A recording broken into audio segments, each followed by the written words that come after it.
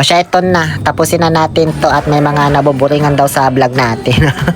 Abay malamang kay hindi ko man ito niche. Cooking vlog na mali-mali yung content ko talaga. Pero syempre, kailangan ko di mag-aliw-aliw sa buhay. Kasama yung pamilya ko. At syempre, sinamahan ko na rin ng vlog para may remembrance man. May babalik-balikan kaming panoorin, ganon. So, balik dito sa ikatlong araw namin sa Boracay. After namin mag-break slow, which is kanya-kanya na, iba-ibang oras na yung pagpunta sa buffet. Kasi pagod na yung iba, bahala na kung sino maunang magising, diba? Ayun, binigay na namin yung surprise na cake namin sa pamangking ko na si Sasam. Kung saan di na daw siya nagulat kasi alam naman na daw niya, naririnig niya kasi kami nag-uusap kahapon. Actually, ito din talaga yung dahilan kung bakit kami nag-Boracay. Para dito i-celebrate ang 7th birthday niya. Kasi tinanong namin siya kung gusto niya mag-party, yung may mga 7 balloons, 7 candles, ganon. Ayaw niya, gusto daw niya mag-Boracay kaya napanood niya yung mga vlog ko noon.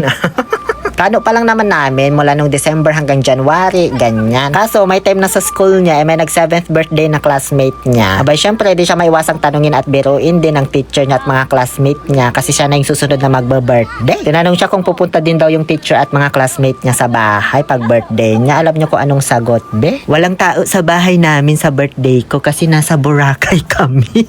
Pinangunahan na niya talaga, be. So ayun, nakapag-book kami ng wala sa oras.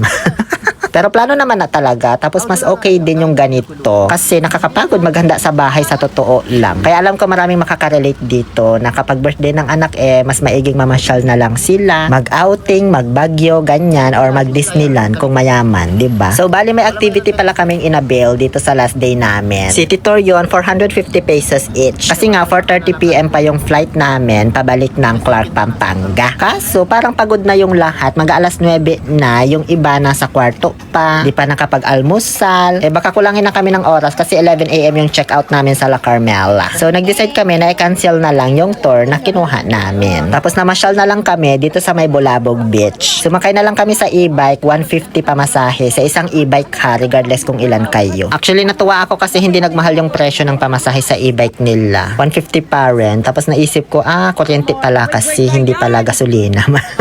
So nagpicture-picture kami dyan sa may Isla Boracay na signage. Tapos nagpa-drone shot na rin. As usual, pumila ulit kami kay mahaba din yung pila pala dito. Dito rin pala matatagpuan yung sikat na Leaning Coconut Tree kaso sobrang haba ng pila. Kaya habang nakapila sila doon, ako'y naglakad-lakad muna dito hanggang sa may dulo nitong Bulabog Beach. Tapos naghanap ng magagandang spot na pwede pagpapicturan, ganon. Sakto may nakita akong duyan. Ayun, nagduyan ako, syempre. May pila din dito pag magpicture at magvideo ka. Kaso sakto, isa lang yung nakapila nung pagdating ko. Pinicturean ko na lang siya para mabilis matapos kaya nagta-timer pa ng cellphone niya.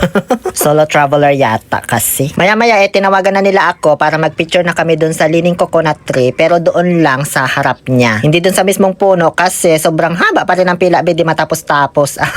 Maubos na yung oras namin tapos pakainit kasi dito talaga sa Bulabog Beach, guys. Maganda yung beach ha, pero yung ihip ng hangin hindi sa dagat nang gagaling, parang sa kabila. Kaya wala masyadong alon tapos maalinsangan talaga. After namin sa Bulabog Beach, nag-check out na sila sa hotel pero ako ay nauna nang magpunta dito sa may Jerry's Grill para magpa-reserve at magpaluto na ng order namin. Kasi dito kami magla-lunch bago tuluyang bumiyahe papuntang Caticlan Airport. Alas 12 pa naman yung sundo namin papunta doon. Kaso parang 11:30 andun na agad sa hotel kaya nagmadali na kaming mag-lunch dito. Buti na lang may timer sila ng 30 minutes. Kapag hindi na-serve yung pagkain mo within that time, libre na daw.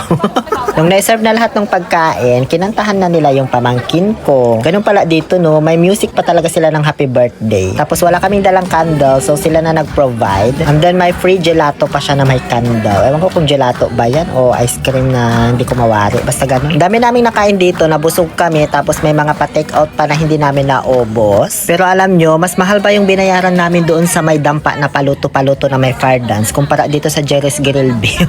Bago tuloy ang umuwi, nagpa-picture pa yung birthday celebrant dito sa may Sun Castle. Sakto kasi may natapos na silang nagawa ngayong araw. Hanggang sa makarating na kami dito sa port para sumakay ng barko papunta doon sa airport. Hindi pa pala airport yun, sasakay ka ulit ng van papunta doon sa mismong airport na. Alam nyo, walang kahasel-hasel pag nag-avail kayo ng airport transfer to hotel, hotel to airport. Kasi yung mismong agent na yung pipila para sa inyo, siya na yung magbabayad ng mga ticket, ganun. Pagdating namin dito sa airport, check-in na agad kami sa Sunlight Air at walang kapila-pila, kaya walang hassle. And then, habang andito kami sa may boarding area ba yung tawag dito, ayun, nakita ko na naman yung negosyo ko na hindi man ako kilala.